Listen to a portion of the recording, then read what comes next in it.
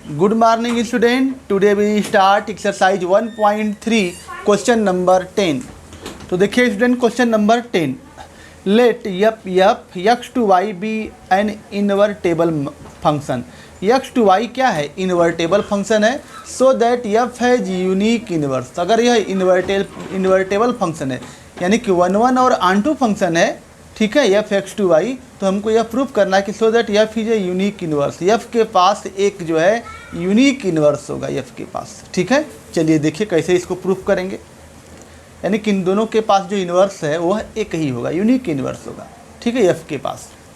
अब देखिए let g and h are two inverse of f. हमने मान लिया कि एफ जी और एच जो है ये फंक्शन है एक्स टू वाई, और इसके जो है दो इन्वर्स हैं, एक जी इन्वर्स है और एक एच इन्वर्स है। किसका? एफ के।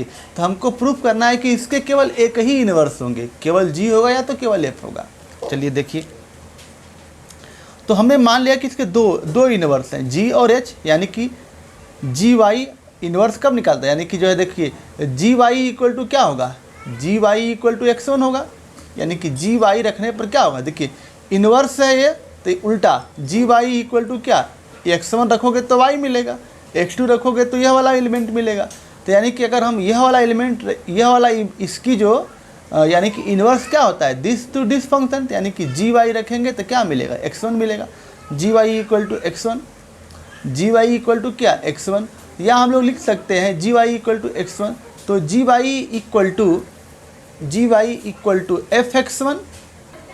देखिए यह जो है इन्वर्स के लिए तो सही है। देखिए इन्वर्स के लिए एफ जी और एच इन्वर्स हैं, तो g y equal to x1, g y equal to x1, और एच इन्वर्स है तो एच वाई इक्वल टू क्या, x2। तो दिस इम्प्लाइज दैट हम लोग लिख सकते हैं, तो g y equal to x1 या तो F x1 equal to y, ठीक है, f x1 equal to y, f के लिए फंक्शन के लिए f x1 equal to y, equation number 1 हो जाएगा। अब अगर h जो है इन्वर्स फंक्शन है तो H Y equal to x2, या हम लोग लिख सकते हैं कि एफ x2 इक्वल टू क्या, f x2 equal to y, equation number 2 हो गया।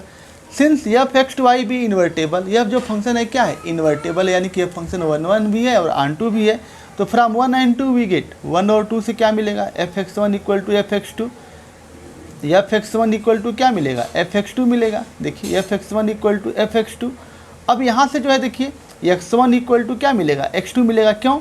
देखिए इसकी भी वैल्यू y है और इसकी भी वैल्यू y है। देखिए यहाँ से F x1 equal to f x2, तो यानी कि यहाँ पर क्या है, x1 है। देखिए यहाँ से x1 है, तो यानी कि x1 इक्वल टू क्या मिलेगा, x1 equal to x1 equal to x2 मिलेगा, क्योंकि ये फंक्शन क्या है हमारा, ये हमारा फंक्शन है 1 है और आन 2 है, तो यानी कि x1 बराबर x2 मिलेगा। तो x1 की जगह पर हम लोग देखिए एफ एक्स टू वाई भी इन्वर्टेबल फंक्शन, ये इन्वर्टेबल फंक्शन है, तो F x1 equal to f x2 यह तो मिलेगा।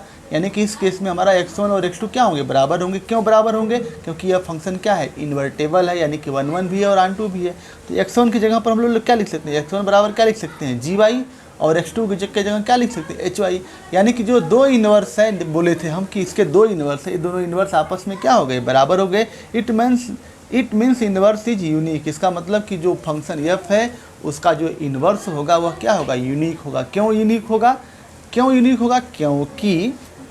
क्योंकि जो दो इन्वर्स माने थे दोनों जो है एक ही बराबर हो गए। ओके स्टूडेंट, तो इस तरह से यह रहा हमारा क्वेश्चन नंबर 10।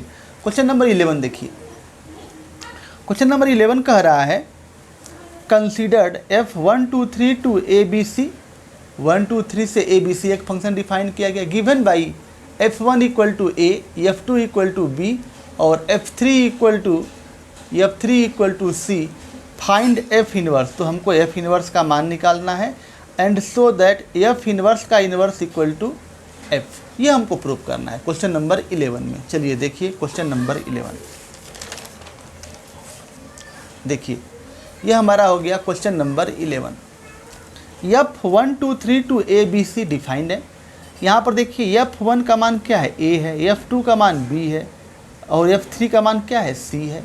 तो f जो है क्या वैल्यू होगा, f की इस फंक्शन की वैल्यू क्या, 1 पर a है, 2 पर b है, 3 पर क्या है, c है, यह हो गया। अगर हम लोग f इन्वर्स निकालना चाहें, इसका f इन्वर्स निकालना चाहें तो a1 जस्ट इसका क्या हो जाएगा, रिवर्स हो जाएगा, उल्टा हो जाएगा। तो f इन्वर्स निकालना चाहें तो a1 b2 और c3, यह हो गया हमारा f इन्वर्स। अब एफ इन्वर्स का इन्वर्स निकालना चाहें, अब फिर देखिए एफ इन्वर्स है, इसका इन्वर्स निकालना चाहें तो फिर इसका उल्टा हो जाएगा 1a 2b 3c। ठीक है स्टूडेंट, और यह जो है यह वाला जो है 1a वो 2b 3c और एफ इन्वर्स का इन्वर्स। अब देखिए 1a 1b 1, देखिए यहाँ से 1a 2b 3c 1a 2b 3c और यहाँ पर भी हमारा है एफ इन्वर्स का इन्वर्स 1a 2b 3c, यानी कि एफ इन्वर्स किसके बराबर हो गया, एफ के बराबर हो गया। तो ये रहा था हमारा जो है सिंपल क्वेश्चन, एफ इन्वर्स का इन्वर्स क्या होगा, एफ होगा। अब हम लोग देखिए उस तरह से प्रूफ किए, जैसे 2 का इन्वर्स 2 का इन्वर्स करेंगे तो क्या होगा 1/2 और 1/2 का अगेन इन्वर्स करेंगे तो वो क्या होगा 2 होगा। तो उसी तरह से फंक्शन में होता है, एफ का इन्वर्स करेंगे तो एफ इन्वर्स होगा और एफ इन्वर्स का अगेन इन्वर्स करेंगे तो वह किसके बराबर हो जाएगा, एफ के बराबर हो जाएगा। ओके स्टूडेंट, तो इस तरह से यह रहा हमारा क्वेश्चन नंबर 11। ओके स्टूडेंट, तो आज का वीडियो रखते हैं यहीं तक, कल हम लोग क्वेश्चन नंबर 11 तो ही गया था, 12 स्टार्ट करेंगे। ओके स्टूडेंट, आज का वीडियो यहीं तक समाप्त करते हैं। Thank you.